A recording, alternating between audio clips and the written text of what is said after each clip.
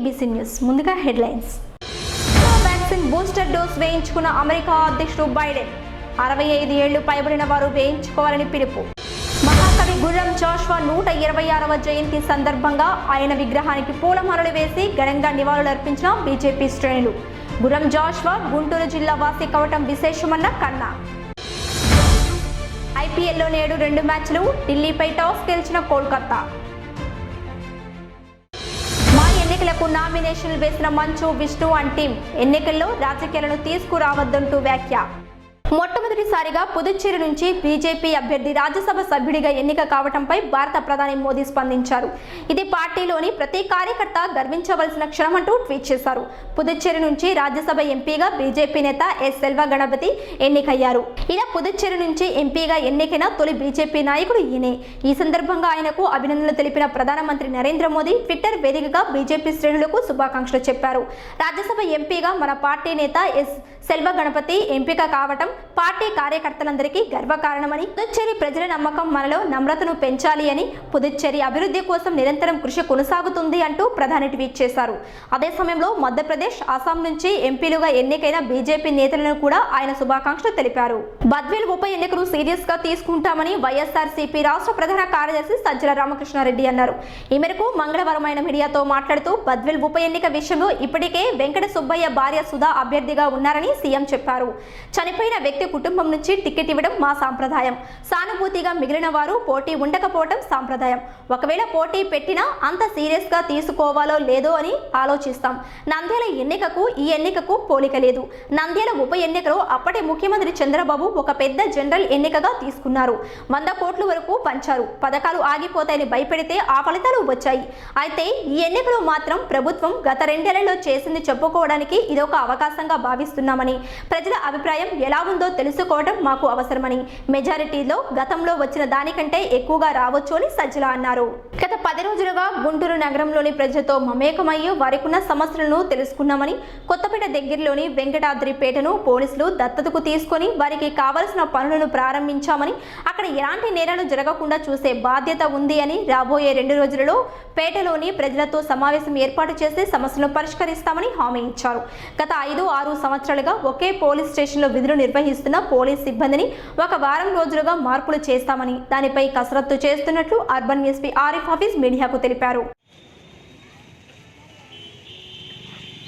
Police సిబ్బంది నేను స్వయంగా డిఎస్పీ సిఏ కొత్తపేటతో నెహ్రూ నగర్ తోటలో ఒక ఫుడ్ పెట్రోలింగ్ గస్తీ చేయడం జరిగింది. ఇక్కడ ఉన్న లోకల్ రెసిడెంట్స్తో మాట్లాడి ఇంటరాక్ట్ అయ్యి వాళ్ళకి ఉన్న సమస్యలు తెలుసుకొని వాళ్ళని పరిష్కారం ఇవ్వడం జరుగుతుంది. సో మనం ఈ కొత్త ప్రోగ్రామ్ గుంటూరు అర్బన్ పోలీస్ తరఫు నుంచి మొదలు పెట్టాము. మనం ప్రతిరోజు ఒక ఏరియా విజిట్ చేసి అక్కడ ఉన్న వాళ్ళతో మాట్లాడి వాళ్ళకి శాంతి భద్రతల పరంగా ఏమేమి సమస్యలు ఉన్నాయో, ఇబ్బందుల్లో అది తెలుసుకొని దానికి ఒక సొల్యూషన్ ఇవ్వడం జరుగుతుంది. సో గుంటూరు అర్బన్ పోలీస్ మనం ఎప్పుడు కూడా ప్రజల సేవలో ఉంటాము and will continue this till people are అంటే మనం మొత్తం ఎంతవరకు చేయగలమో అంతవరకు మన సిటిజన్స్కి సాటిస్ఫాక్షన్ ఇస్తాం. గులాబ్ తుఫాన్ కారణంగా ఉత్తరాంధ్ర జిల్లాల నుంచి కృష్ణా జిల్లా వరకు అతలాకుతలం అయ్యాయని జనసేనాని పవన్ కళ్యాణ్ తెలిపారు. లోతట్టు ప్రాంతాలు నీట మునిగాయని, వేలాది ఇళ్లలో నీరు ప్రవేశించి జనజీవనం అస్తవ్యస్తమైందని వివరించారు. తుఫాను బాధిత కుటుంబాలను ప్రభుత్వం మానవతా దృక్పథంతో ఆదుకోవాలని విజ్ఞప్తి చేశారు. ఉత్తరాంధ్రలో విద్యుత్ సరఫరా వ్యవస్థ తీవ్రంగా దెబ్బతినడంతో పలు చోట్ల ప్రజలు అంధకారంలో ఉన్నారని పవన్ పేర్కొన్నారు. ప్రకృతి విపత్తులకి ఎక్కువగా నష్టపోయే వర్గం రైతాంగమేనని, దాదాపు 2 లక్షల ఎకరాలలో పంటలు దెబ్బతిన్నాయని తెలిపారు. వరి పంట అధికంగా దెబ్బతినిందని, అయితే ప్రభుత్వం పంట నష్ట పరిహారం చెల్లించే విధానాలు మారితేనే రైతులకు, కౌలు రైతులకు మేలు జరుగుతుందని పవన్ స్పష్టం చేశారు. నామమాత్రపు సాయంతో సరిపెడితే ప్రయోజనం ఉండదని, ఎకరానికి 25,000 నుంచి 30,000 వరకు పరిహారం ఇస్తేనే రైతులు కోలుకుంటారని పేర్కొన్నారు. ప్రభుత్వం ఈ దిశగా ఆలోచించాలని కోరారు. బెంగళూరులో ఈ ఉదయం ఘోర ప్రమాదం తప్పింది. లంక సముద్రంలో ఓ పాత భవనం నుంచి మనుషుల్ని ఖాళీ చేయించిన కొన్ని క్షణాలకే అది కుప్పకూలిపోయింది. మెట్రో పనుల కోసం కొందరు వర్కర్లు ఆ భవనంలో ఉంటున్నారు.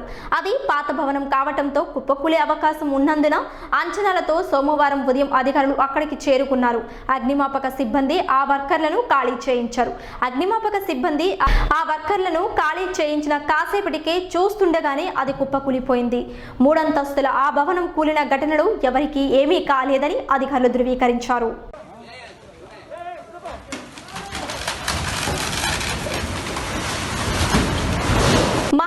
గుర్రం జాషువా తెలియని తెలుగు వారెవరూ ఉండరని మంత్రి ఆదిమూలపు సురేష్ అన్నారు. గుర్రం జాషువా జయంతి సందర్భంగా సురేష్ నగరంపాలెం సెంటర్లోని ఆయన విగ్రహానికి పూలమాలలు వేసి ఘనంగా నివాళులర్పించారు. అనంతరం మంత్రి మాట్లాడుతూ ఆయన దళిత సాహిత్యానికి ఎంతో సేవ చేశారన్నారు. సమాజంలోని అసమానతలు, రుగ్మతలను తొలగించడానికి రచనలు చేశారని తెలిపారు. ఆంగ్ల మాధ్యమాన్ని ప్రవేశపెడుతూ కూడా తెలుగు సబ్జెక్టును తప్పనిసరి చేశామని చెప్పారు. తెలుగు భాషాభివృద్ధికి ప్రభుత్వం కట్టుబడి ఉందని స్పష్టం చేశారు. దళిత, బడుగు, బలహీన వర్గాలకు విద్య అందుబాటులో ఉండాలన్నారు. గత ప్రభుత్వాలు విద్యను ప్రైవేటు పరం చేసి బడుగులకు విద్యను దూరం చేశారని విమర్శించారు. ప్రభుత్వ పాఠశాలలను నాడు నేడు ద్వారా అభివృద్ధి చేశామన్నారు. ప్రైవేట్ విశ్వవిద్యాలయాల్లో 35% సీట్లు రాష్ట్ర ప్రభుత్వం నిర్ణయించిన ఫీజులకు బడుగు, బలహీన విద్యార్థులకు కేటాయించాలని సీఎం ఆదేశించారని తెలిపారు. మంత్రివర్గం విషయంలో పార్టీ ఏ నిర్ణయం తీసుకున్నా కట్టుబడి ఉంటామని మంత్రి సురేష్ స్పష్టం చేశారు. ఈ కార్యక్రమంలో ఎమ్మెల్యే మద్దలిగిరి ముస్తఫా, ఉండవల్లి శ్రీదేవి, ఎమ్మెల్సీలు డొక్కా లక్ష్మణరావు పాల్గొన్నారు. తెలంగాణలో గులాబ్ తుఫాను బీభత్సం సృష్టించింది. తుఫాను కారణంగా భారీ వర్షాలు కురుస్తున్నాయి. మరో 2 రోజులు భారీ వర్షాలు కురుస్తాయని వాతావరణ శాఖ హెచ్చరించింది. ఈ నేపథ్యంలో రాష్ట్ర వ్యాప్తంగా అన్ని విద్యా సంస్థలు, ప్రభుత్వ కార్యాలయాలకు ఈరోజు సెలవు ప్రకటించారు. మరోవైపు భారీ వర్షాల నేపథ్యంలో అసెంబ్లీ సమావేశాలను కూడా వాయిదా వేశారు. 3 రోజుల పాటు సమావేశాలను వాయిదా వేస్తున్నట్లు శాసనసభ, శాసనమండలి కార్యాలయాలు ప్రకటించాయి. భారీ వర్షాలు, వరదలు సమయంలో ఎమ్మెల్యేలు, ఎమ్మెల్సీలు నియోజకవర్గాలకు వెళ్లి సహాయక చర్యల్లో పాల్గొనాలని బులెటిన్లో కోరారు. ఈ రోజు నుంచి 3 రోజుల పాటు అనగా 28, 29, 30 తేదీలలో అసెంబ్లీ సమావేశాలు జరగవచ్చని చెప్పారు. అక్టోబర్ 1వ తేదీ నుంచి సమావేశాలు తిరిగి ప్రారంభమవుతాయి. మరోవైపు ముఖ్యమంత్రి కేసీఆర్ ఢిల్లీ పర్యటనలో ఉన్నారు. ఈ రోజు కూడా ఆయన అక్కడే ఉండే అవకాశాలు కనిపిస్తున్నాయి. మాజీ మంత్రి ఈటెల రాజేందర్ టీఆర్ఎస్ నుంచి తప్పుకొని తన ఎమ్మెల్యే పదవికి కూడా రాజీనామా చేసిన నేపథ్యంలో హుజరాబాద్ ఉప ఎన్నిక జరుగుతుండటం విశేషం. హుజరాబాద్ ఉప ఎన్నికకు నేడు షెడ్యూల్ విడుదలైంది. అక్టోబర్ 1న నోటిఫికేషన్ విడుదల కానుంది. అక్టోబర్ 8న నామినేషన్ దాఖలు ఉంటుంది. అక్టోబర్ 13 వరకు నామినేషన్ల ఉపసంహరణకు గడువు విధించారు. అక్టోబర్ 30న పోలింగ్ నిర్వహించగా నవంబర్ 2న ఫలితాలు వెల్లడిస్తారు. టీఎన్ఎస్ఎఫ్ రాష్ట్ర ఉపాధ్యక్షులు, రాష్ట్ర కార్యదర్శులుగా నియమితులైన రాయిపాటి అమృతరావు, కుంచకర్ల ధర్మతేజులు తమకు రాష్ట్ర వర్గంలో చోటు కల్పించడంలో సహకరించిన గుంటూరు పశ్చిమ నియోజకవర్గ టీడీపీ ఇన్ఛార్జి కోవెలమూడి నానిని మర్యాదపూర్వకంగా కలుసుకుని ప్రత్యేక ధన్యవాదాలు తెలిపారు. ఈ సందర్భంగా కోవెలమూడి నాని మాట్లాడుతూ తెలుగుదేశం పార్టీ యువతను ప్రోత్సహించడంలో ఎప్పుడూ ముందుంటుందని, అదేవిధంగా ప్రస్తుత ప్రభుత్వం విద్యార్థులకు చేసే మోసాలని, విద్యార్థి సమస్యలపై రాజీలేని పోరాటం చేయాలని వారికి సూచించారు. మాజీ మంత్రి కన్నా లక్ష్మీ నారాయణ మహాకవి గుర్రం జాషువా 126వ జయంతి సందర్భంగా నగరంపాలెం సెంటర్లోని ఆయన విగ్రహానికి పూలమాలలు వేసి ఘనంగా నివాళులర్పించారు. ఈ సందర్భంగా ఆయన మాట్లాడుతూ గుర్రం జాషువా గుంటూరు జిల్లా వాసి కావడం విశేషమన్నారు. కవిత్వం ద్వారా అంటరానితనంపై పోరాటం చేసిన గొప్ప తత్వవేత్త జాషువా అని కొనియాడారు. సమాజంలో దురాచారాలపై కవితలతో అలుపెరగని పోరాటాలు చేసిన తెలుగు మహాకవిగా జాషువా అని అభివర్ణించారు.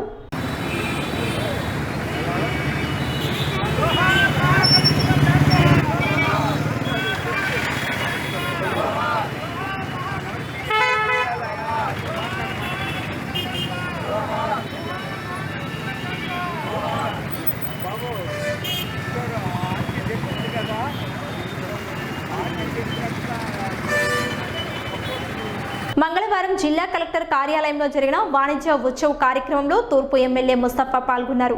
పొన్నూరు ఎమ్మెల్యే కిలారి రోసయ్య, పశ్చిమ ఎమ్మెల్యే మద్దలిగిరి పాల్గొని వివిధ పరిశ్రమల వారు, కంపెనీల వారు ఏర్పాటు చేసిన వస్తువులు, ఉత్పత్తులను పరిశీలించారు. అనంతరం జరిగిన సమావేశంలో జిల్లాలో ఉత్పత్తులు అవుతున్న పరిశ్రమల పనితీరును, ఎగుమతులు, దిగుమతులపై అధికారులతో చర్చించి పారిశ్రామికంగా ముందంజలో ఉండాలని నూతన పారిశ్రామిక నేతలను ప్రోత్సహించారు.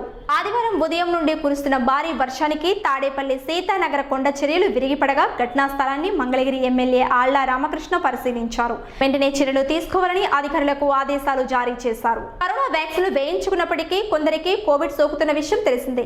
ఈ నేపథ్యంలో బూస్టర్ డోస్ పై పలు దేశాలు దృష్టి సారిస్తున్న వేళ అమెరికా అధ్యక్షుడు జో బైడెన్ బూస్టర్ డోస్ వేయించుకున్నారు. అధ్యక్ష భవనం శ్వేత సౌధంలో ఆయన ఫైజర్ వ్యాక్సిన్ 3వ డోస్ తీసుకున్నారు. కొన్ని నెలల క్రితం జరిగిన అమెరికా ఎన్నికలలో బైడెన్ గెలుపొందక ముందు 2 డోసులు వ్యాక్సిన్ తీసుకున్న విషయం తెలిసిందే.